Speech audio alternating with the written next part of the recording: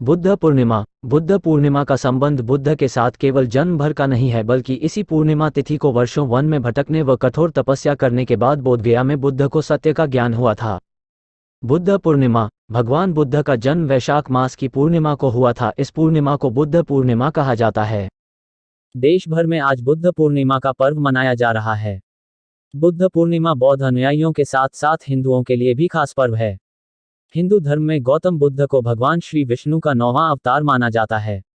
इतिहासकारों के अनुसार बुद्ध के जीवन काल को 563-483 ईसा के मध्य माना गया है। अधिकांश लोग नेपाल के लुम्बिनी नामक स्थान को बुद्ध का जन्म स्थान मानते हैं। गौतम बुद्ध की मृत्यु उत्तर प्रदेश के कुशीनगर में 80 वर्ष की आयु में हुई थी। बुद्धत्व की प्राप्ति व महापरिनिर्वाण का दिन बुद्ध पूर्णिमा का संबंध बुद्ध के साथ केवल जन्म भर का नहीं है, बल्कि इसी पूर्णिमा तिथि को वर्षों वन में भटकने व कठोर तपस्या करने के पश्चात बोधगया में बोधि वृक्ष नीचे बुद्ध को सत्य का ज्ञान हुआ। कह सकते हैं उन्हें बुद्धत्व की प्राप्ति भी वैशाख पूर्णिमा को हुई। इसके पश्चात महात्मा बुद्ध ने अपने ज्ञान के प्रकाश से पूरी दुनिया में एक नई रोशनी पैदा की और वैशाख पूर्णिमा के दिन ही कुशीनगर में उनका महापरिनिर्वाण हुआ। कुल मिलाकर जन्म, सत्य का ज्ञान और महापरिनिर्वाण के लिए भगवान गौतम बुद्ध को एक ही दिन यानी वैशाख पूर्णिमा के दिन ही हुआ। कहाँ कहाँ मनाई जाती है बुद्ध जयंती? भारत के साथ साथ चीन, Nepal, Singapore, Vietnam, Thailand, Japan, Cambodia, Malaysia, Sri Lanka, Myanmar, Indonesia, Pakistan जैसे दुनिया के कई देशों में बुद्ध पूर्णिमा के दिन बुद्ध जयंती मनाई जाती है। भारत के बिहार राज्य में स्थित बोध गया बुद्ध के अनुयायियों सहित हिंदुओं के लिए भी पवित्र धार्मिक स्थल है। कुशीनगर में बुद्ध पूर्णिमा के अवसर पर लगभग 1 माह तक मेला लगता है। हालांकि लॉकडाउन की वजह से इस साल मेले का आयोजन नहीं किया गया है। श्रीलंका जैसे कुछ देशों में इस उत्सव को वेसाक उत्सव के रूप में मनाते हैं। बौद्ध अनुयायी इस दिन अपने घरों में दिए जलाते हैं और फूलों से घर सजाते हैं। इस दिन बौद्ध धर्म ग्रंथों का पाठ किया जाता है। गौतम बुद्ध विष्णु के 9वें अवतार भगवान बुद्ध केवल बौद्ध धर्म के अनुयायियों के लिए आराध्य नहीं है, बल्कि उत्तरी भारत में गौतम बुद्ध को हिंदुओं में भगवान श्री विष्णु का 9वां अवतार भी माना जाता है। विष्णु के 8वें अवतार भगवान श्री कृष्ण माने जाते हैं।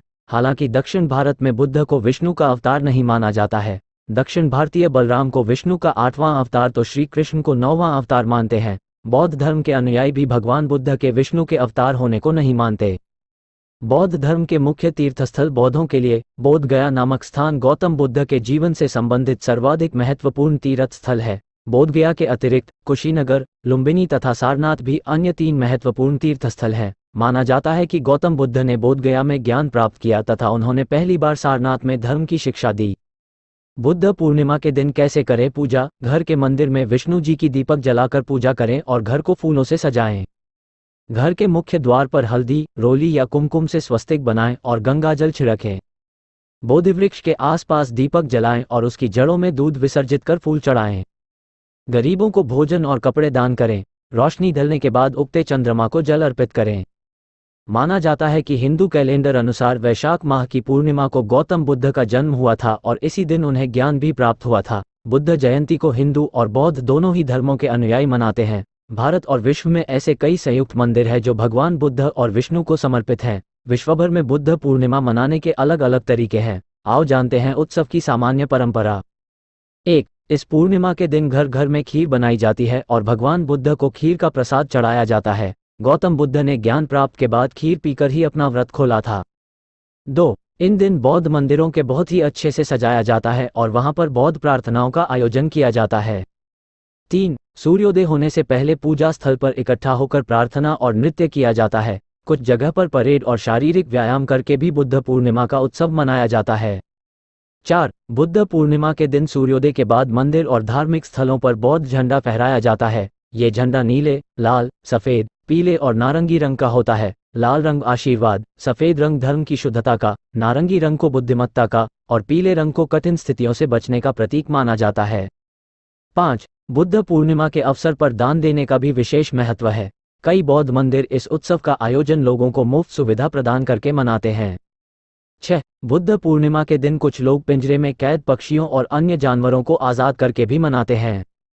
7. श्रीलंकाई इस दिन को वेसाक उत्सव के रूप में मनाते हैं जो वैशाख शब्द का अपभ्रंश है। 8. इस दिन बौद्ध घरों में दीपक जलाए जाते हैं और फूलों से घरों को सजाया जाता है। 9. दुनिया भर से बौद्ध धर्म के अनुयायी बोध गया आते हैं और प्रार्थनाएं करते हैं। 10. बौद्ध धर्म के धर्मग्रंथों का निरंतर पाठ किया जाता है। 11. मंदिरों व घरों में अगरबत्ती लगाई जाती है, मूर्ति पर फल फूल चढ़ाए जाते हैं और दीपक जलाकर पूजा की जाती है। 12. गया के बोधि वृक्ष की पूजा की जाती है, उसकी शाखाओं पर हार व रंगीन पताकाएं सजाई जाती हैं, जड़ों में दूध व सुगंधित पानी डाला जाता है, वृक्ष के आसपास दीपक जलाए जाते हैं। 13. इस दिन मांसाहार का परहेज होता है क्योंकि बुद्ध पशु हिंसा के विरोधी थे। 14. इस दिन किए गए अच्छे कार्यों से पुण्य की प्राप्ति होती है, अतः लोग अपने अपने तरीके से कोई भी एक पुण्य कार्य करते हैं। 15. गरीबों को भोजन व वस्त्र दिए जाते हैं। 16. दिल्ली संग्रहालय इस दिन बुद्ध की अस्थियों को बाहर निकालता है जिससे कि बौद्ध धर्मावलंबी वहां आकर प्रार्थना कर सकें।